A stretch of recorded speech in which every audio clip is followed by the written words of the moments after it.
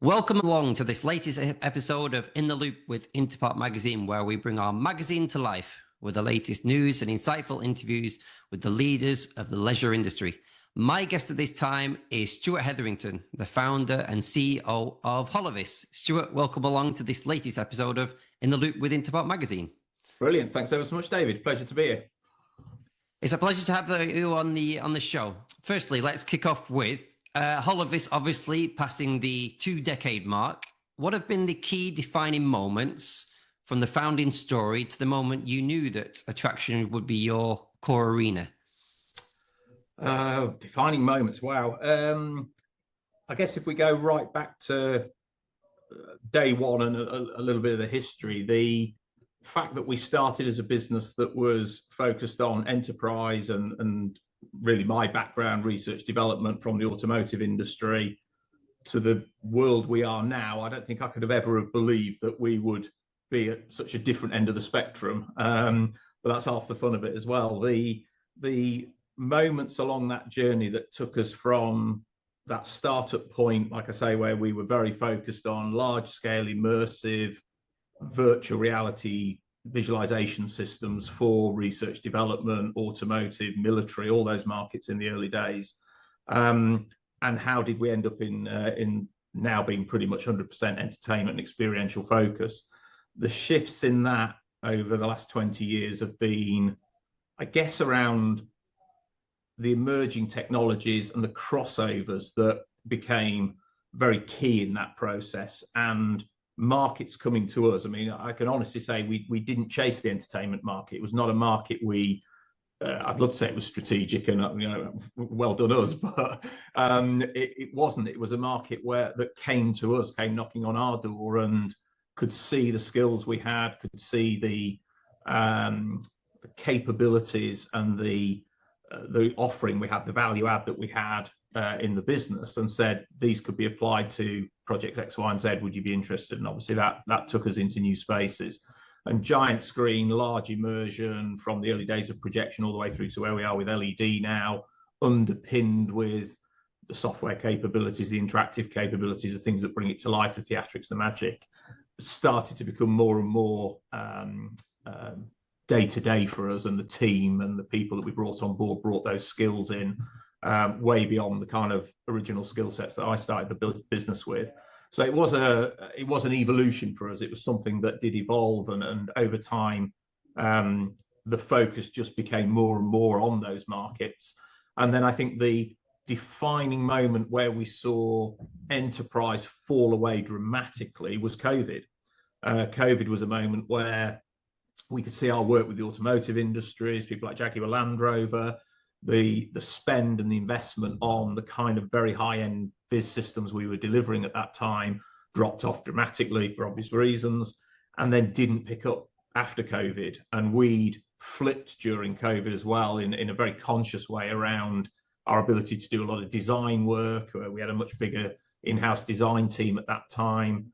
And thankfully, we were in a place during COVID where we'd picked up a lot of experiential and theme park design contracts, which meant the working from home period did work very well for us. So we were able to deliver on those very effectively with the remote working that we needed during that period. So coming back after COVID, we were a different business. We had evolved and changed dramatically during that time. And then our focus remained on those markets and those spaces. And thankfully, it worked very well for us. I'd love to say it was all by design, but it wasn't. There's a lot of luck in it. But I'm a big believer, you create your own luck. And we made the right calls at the right time to follow the trends, follow the money, innovate. Everything's innovation led in Holovis, as you know, and we're in a fortunate place on that. So yeah, it's been a great story. It's a great journey, but I still see it in its infancy. There's still plenty to go. You've built a deliberately cross-disciplinary team. What's the ethos behind that? And how do you decide which capabilities to keep in-house versus partner for? And how do you protect culture as you scale? So like a 3-in-1 answer there. Right. So the multidisciplinary approach is very deliberate. I know from the early days where we tried to partner with third parties, we found that very frustrating. We found we were let down. We found people didn't have the same ethos as us in some of those relationships we tried to build, where ownership, accountability, responsibility was needed, and we had some very disappointing starts with third parties that just caused us more pain than gain.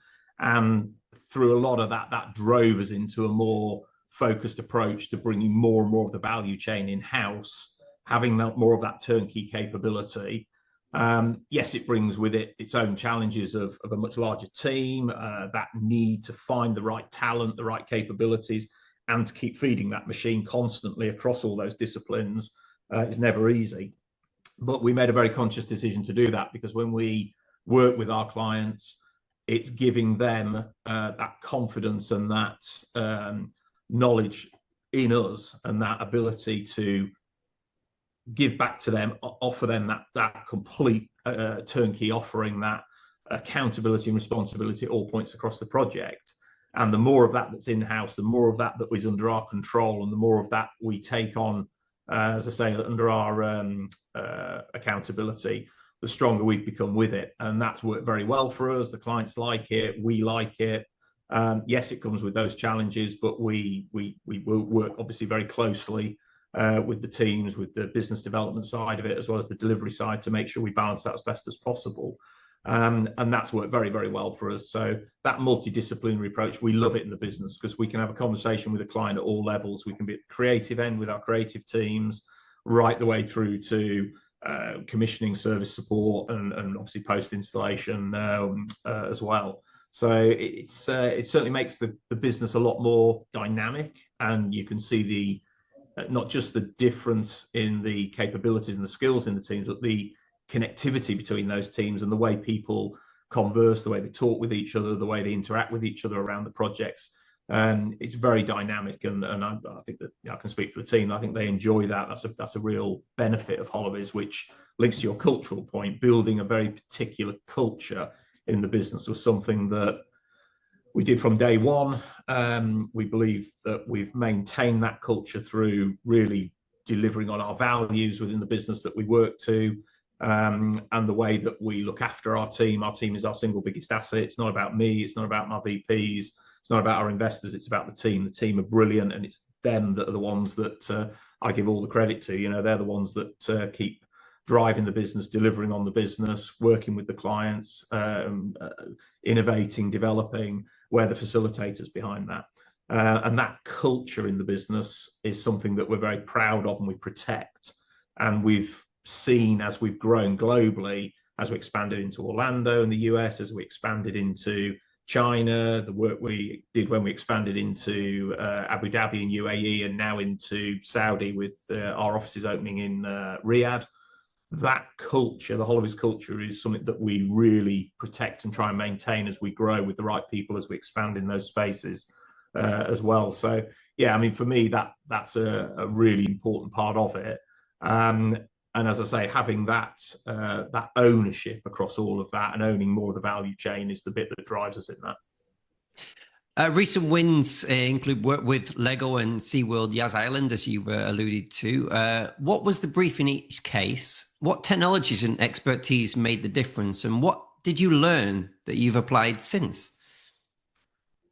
So Lego SeaWorld. So Lego SeaWorld, they're actually, I'd class them as quite old projects now, I suppose. Yeah, they're a number of years ago for us. I'm very happy to talk about some of the newer ones, actually. But if you take, they're two very good examples, though, of the work that is synonymous to Holovis. if you look at Lego, that was very much a turnkey project, taking the creative requirements of that project, building out the design creatively, the playbook that was needed for that at the start, and then owning the budget and taking that all the way through to completion, with working really with one key partner, which was ETF with the right technology, which fantastic. You know, we love their tech, and it was one where, because we had that ownership and that large amount of the value chain under our control as well, it made it a very special and unique project to work on. But it was also the unique offering that we took to that project around the holotrack technology, the very unique gesture and attribute recognition moment in the attraction where we shrink you and you become a minifig and you see yourself in a magic mirror moment, interacting and playing within that part of the dark ride. That made that, you know, something very unique and very special, and something that, you know, Holovis is very proud of. SeaWorld, different beast, obviously a much bigger scale project, massive budgets involved. Again, very much owning the turnkey capability that we could bring around all of the park-wide AV systems, but also the park-wide gamification and app development technology that we did for them as well. That was obviously a fantastic project to be able to go to Morale and work with them on that, and take those offerings and own that part of the huge part of the project all the way through. We're very proud to work with them on that and actually deliver on that. And really the defining moment, I suppose, on SeaWorld was we took an original design. Let's just say that design did not deliver on, or would not have delivered on, the creative vision that they were expecting technically, which is something we often find. We had to redesign that with the right technology for the client, which we did. And we convinced the client that it really needed to be done in a way that upgraded all of the visual side of the systems, especially the giant immersive screen sections, the One Ocean section. And for us, that was again a real defining moment in the business, because where that design came to us all projection based, we completely converted it over to our LED technology that we managed directly out of the factories in China. We developed our own product around that, the acoustically transparent LED systems, and really transform that into what you see now as this incredibly vibrant, very stable, very reliable display solutions within the spaces that we've got there. And obviously, you know, the project speaks for itself. Morale's very happy with it, and we are as well. And then connecting that with the gamification side and the app development side was a real joy for us. So that was something that really, our expertise and that ability to handle the technologies from innovation and supply chain all the way through to the quality that was needed at the point of production before we shipped it into country. That was a big piece of work for us at the time. Obviously, it's the largest one we've done to date, but we learned a lot from that, and that was something we're very proud of. If you're looking at more up-to-date type projects that we can mention, if you look at the more recent wins, obviously we were significantly involved in the work on the Epic theme park that opened earlier this year.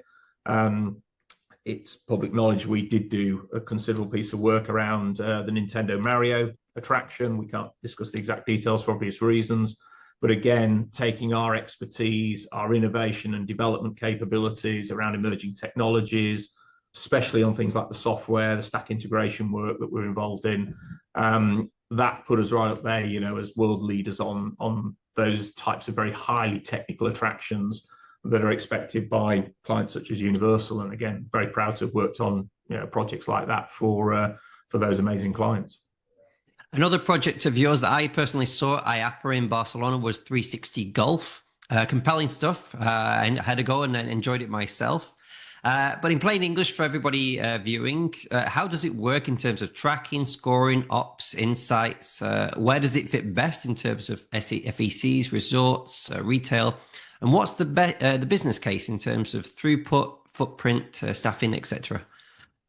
Sure. I mean, 360 Golf, again, just for some context, it's been fascinating seeing a business like ours go from being our core business around very large scale immersive display technologies, AV systems and turnkey, to suddenly having a product division, and the 360 Golf being a piece of that product division. And that came out of a lot of innovation work that was led purely off the back of some of our engineers during COVID, in their bedrooms, deciding that they could actually embed sensor technology into golf balls, and then presenting it to me and saying, I think there's something in this. And I was going, really, is this where we want to go?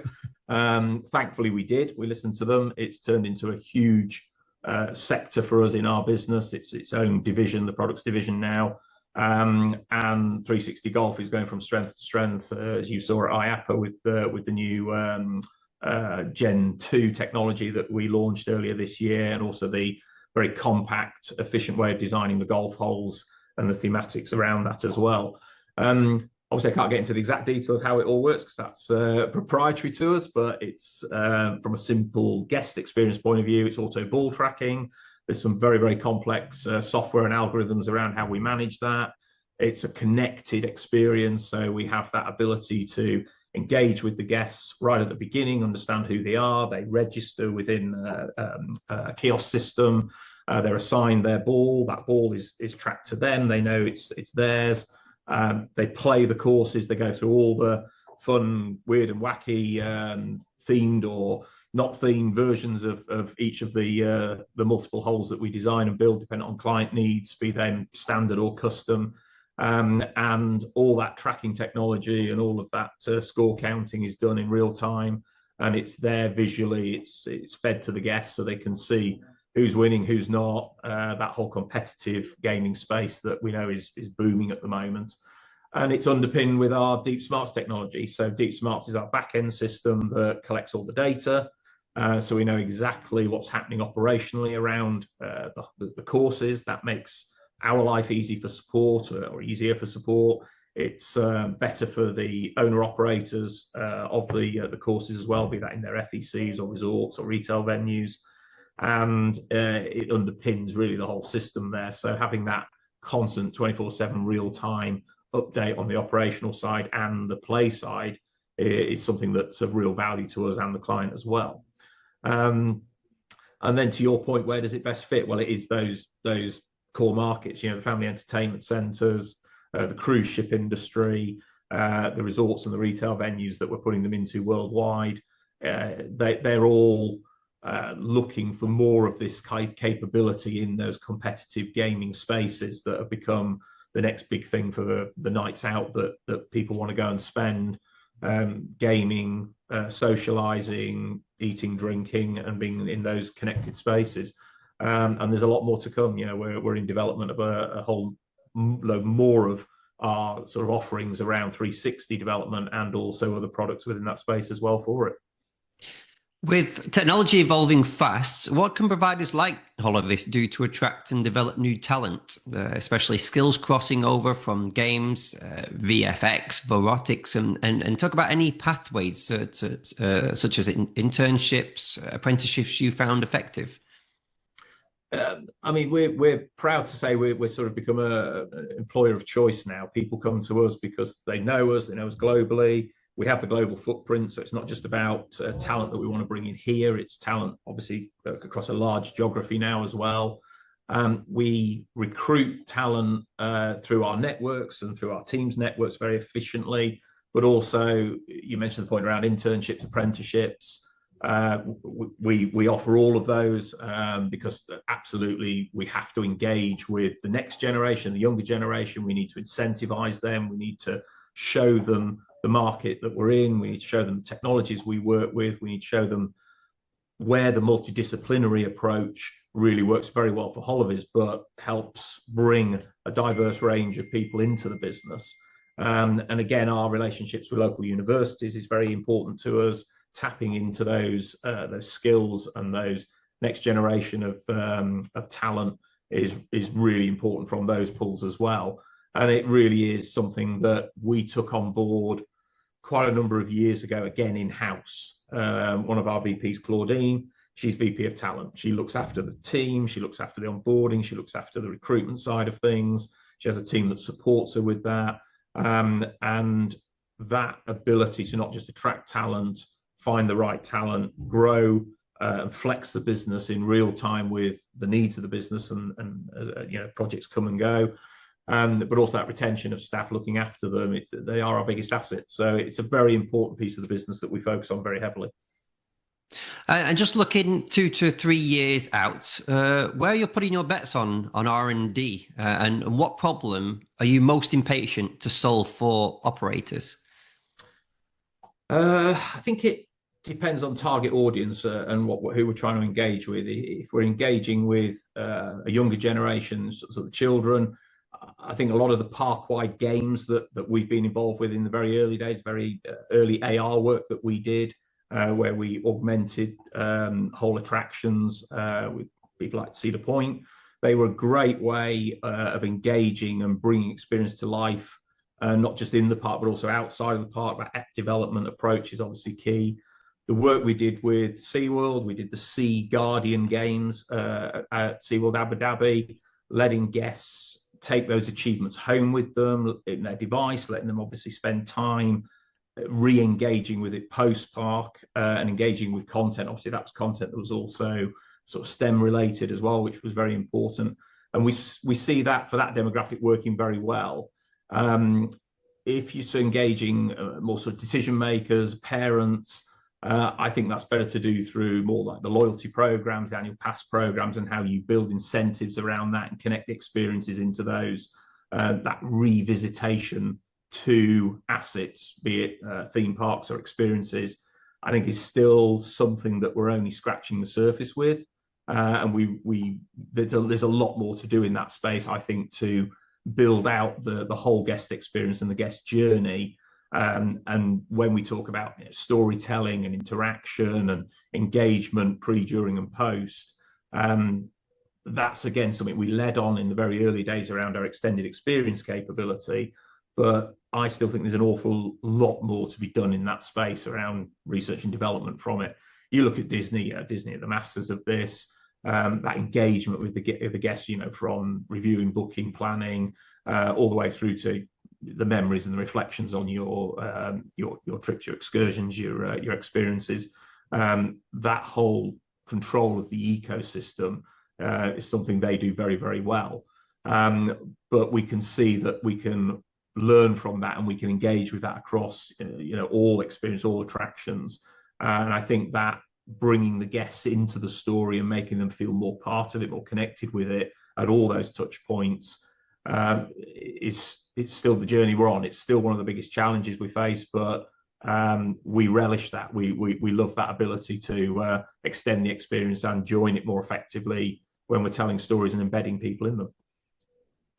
Okay, now on In the Loop with InterPark Magazine, it's time for a trivia time where we put our members, our guests on the spot, so to speak, with some trivia questions. So let's fire away with Stuart here. Firstly, your go-to way to switch off? Really simple, just spending time with my family. Very, very simple. Short but sweet, but very, very sweet indeed. I like that. On a recent business visit, when did you think I'd know exactly how I'd approach this if it were mine, and how? Okay, I'm going to use yesterday's business visit, which was, I won't mention who it was, but let's just say it was a potential partnership, more connected around here in the UK, more sort of, let's just say, government kind of connection. And you look at the challenges we have here in the UK around the spend that goes on, be that around creative experiences, attractions, and the conversations we had yesterday around a lot of the frustrations in the way spend is probably not done necessarily as efficiently as it could be. And of course, one of my deep passions is how we don't reinvent the wheel, but we do create these amazing experiences, but we do it with very a great deal of knowledge and in-depth understanding around how to do it efficiently and not waste money and time. And that business meeting yesterday was fantastic because it spoke to all of those points around the value add we could bring.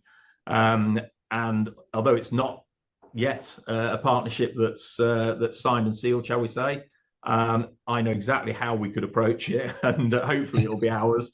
But it'll be one where, again, back to our points, it'll be bringing value that is really transparent and hopefully creates something very unique, more in the public sector, shall we say.